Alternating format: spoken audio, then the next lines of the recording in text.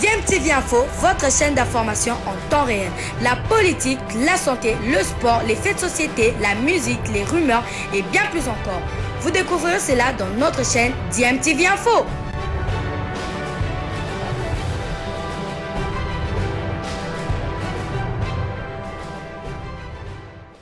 Vous êtes sur DMTV, bonjour ou bonsoir, tout dépend de l'heure à laquelle vous allez suivre cet élément. Tout plaisir est pour nous de vous retrouver sur votre chaîne YouTube DMTV, une chaîne qui vous apporte l'actualité, mais qui fait également des analyses sur des faits sociaux qui se déroulent en RDC. Donc tout ce qui est en rapport avec la RDC, d'une manière ou d'une autre, cela intéresse DMTV. Alors aujourd'hui, dans notre intervention dans ces sujets, nous allons parler de la zone rouge par rapport au Covid. Donc la zone rouge que la RDC avait été placée est maintenant retirée de la zone rouge, notamment par la Grande-Bretagne. C'est ça qui nous intéresse parce que par rapport au football, la RDC avait vraiment été, je peux dire, préjudiciée par cette décision de nous placer dans la zone rouge, parce que d'abord, nos joueurs qui jouent en Angleterre ne pouvaient pas venir jouer à Kinshasa.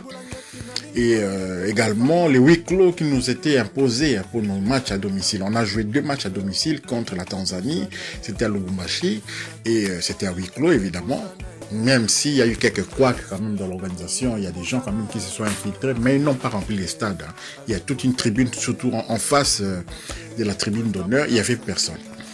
Donc voilà, et puis on a inauguré aussi le stade des Martyrs, après la réfection. C'était aussi à huis clos, c'était contre Madagascar. On n'avait pas pu jouer devant notre public.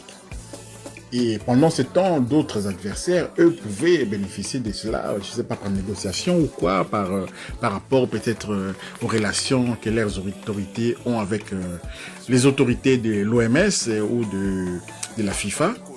Et donc la RDC, on peut dire, a été légèrement pénalisée quand même, en dehors du terrain. Légèrement pénalisée parce que sur le terrain aussi, on a eu aussi un problème d'arbitrage et tout, des problèmes. On a eu un joueur blessé, et voilà.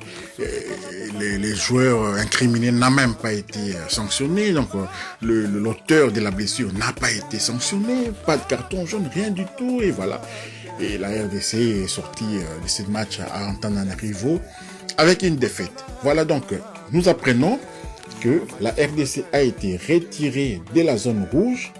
C'est une très bonne chose parce que pour les matchs du mois de novembre, nous pourrons ainsi compter sur notamment les matchs cruciaux. Si nous gagnons, évidemment, si on fait un bon résultat en Tanzanie, eh bien, la RDC va jouer son match à domicile contre le Bénin, s'il vous plaît, dans un stade plein, mais alors plein à craquer. La RDC pourrait aussi avoir le renfort, les joueurs qui jouent en Angleterre, notamment Yohan Wissa, Neskens Kebano, Pelim Panzou, ils sont nombreux. Afro Bessi reprend la forme, je ne sais pas si on va le prendre. Et voilà, donc on pourra récupérer tous ces joueurs-là qui jouent en Angleterre. Donc voilà.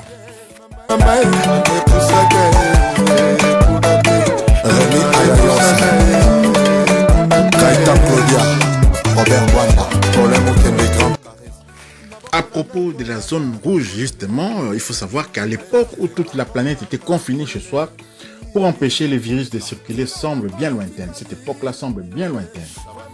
Notamment avec l'arrivée de la vaccination en décembre dernier, l'épidémie de Covid-19 recule dans de nombreux pays qui aujourd'hui affichent des indicateurs encourageants. Parmi eux, le nombre de morts par semaine du Covid-19 est désormais inférieur à 100 dans certains pays. Notamment la France, comme l'indique la carte ci-dessous. Donc la carte que je suis en train de vous afficher, vous allez voir que la France, voilà. La Chine, berceau de l'épidémie, se targue aujourd'hui d'une stratégie zéro Covid efficace. Ça marche, zéro Covid en Chine. Le pays a enregistré moins d'un mort cumulé sur 7 jours selon les données du 5 octobre. Voilà ce qui nous intéresse, les données du 5 octobre.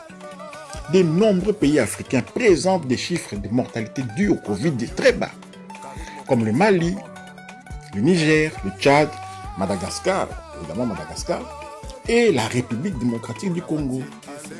quelques pays sud-africains s'en sortent bien, à l'instar du Nicaragua ou de l'Uruguay. Bon, ça c'est pour le continent américain.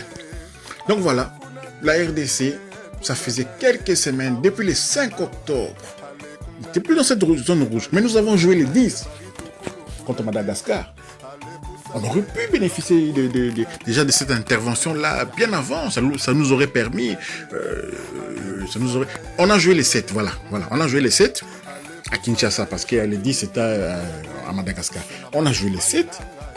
On aurait pu avoir cette information directement, très vite, et que la FIFA puisse nous accorder cette permission de jouer dans un stade plein. Ça n'aurait rien changé parce que de toute façon, on a battu Madagascar par 2-0. Mais quand même, peut-être on aurait pu accroître encore notre goal à virage. Et vraiment,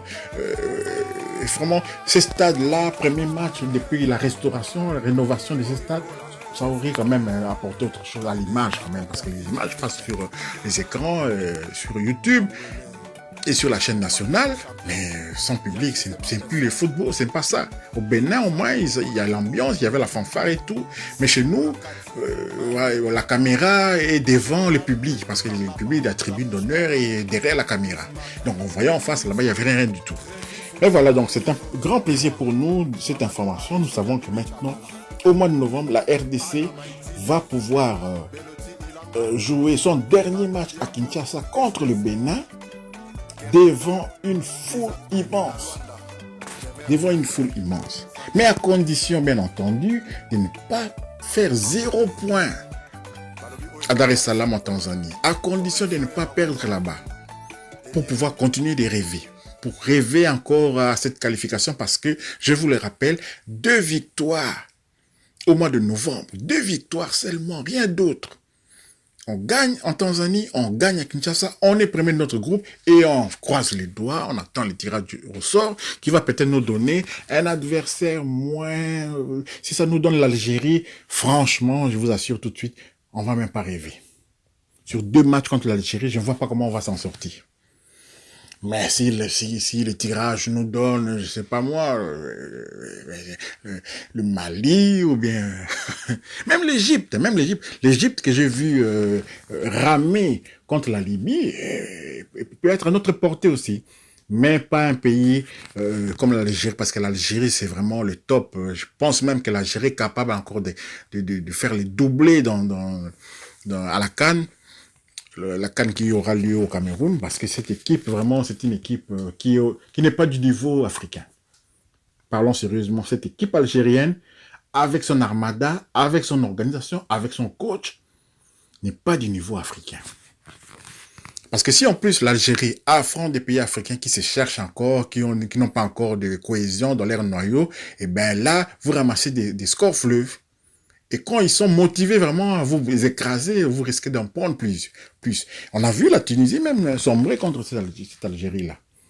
Donc, bon, le Maroc dans une moindre mesure, mais quand même, tu vois, ces pays-là, Maroc, Algérie, c'est un peu hors de portée. Mais le reste, l'Égypte et tout, Mali, il y a moyen, pourquoi pas Cameroun ou Côte d'Ivoire, on va se battre. Il y a toujours des petites erreurs.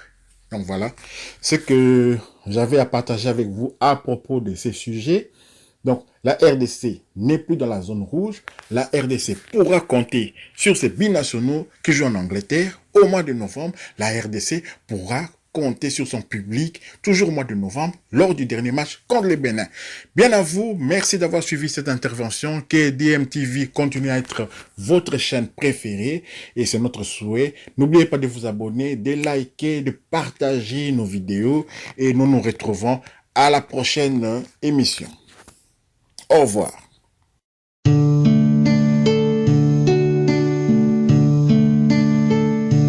Communiqué. Le secrétariat général académique de l'Université protestante au Congo porte à la connaissance du public que les inscriptions pour l'année académique 2021-2022 avaient déjà débuté depuis le 6 septembre 2021 et prendront fin le vendredi 19 novembre 2021 dans les facultés ci-après: théologie, médecine, droit, économie et sciences informatiques. Comme condition d'admission, avoir obtenu au moins 60% aux examens d'État. Les candidats ayant obtenu moins de 60% passeront les concours d'admission. Le concours est obligatoire pour tous les candidats en médecine. Payer les frais d'inscription à la caisse de l'Université protestante au Congo.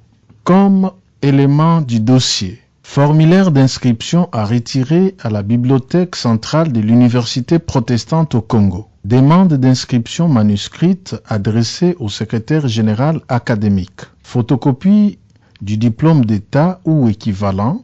Attestation des réussites. Photocopie des bulletins 5e et 6e des humanités. Témoignage d'un pasteur, prêtre pour l'économie, les droits, sciences informatiques et médecine. Recommandation du représentant légal d'une communauté membre de l'Église du Christ au Congo pour la théologie. Attestation de soutien financier prise en charge originale. Attestation de naissance. Attestation de bonne conduite vie et mœurs. Attestation médicale à l'Université protestante au Congo. Certificat d'aptitude physique original. 8 photos passeports prises obligatoirement à la paritorat centrale de l'Université protestante au Congo. Fiche de scolarité et attestation d'inscription à présenter les jours du paiement des frais. Calendrier du concours d'admission. Le 29 novembre 2021, affichage des listes des candidats au concours. Le 30 novembre et 1er décembre 2021, faculté de médecine, propédeutique, matière, mathématiques, chimie, physique, biologie, français, anglais et culture générale. Section scientifique A et B, pédagogie, littéraire, nutrition, agricole et vétérinaire. Du 2 au 3 décembre 2021, faculté de droit, économie et informatique, matière discernée.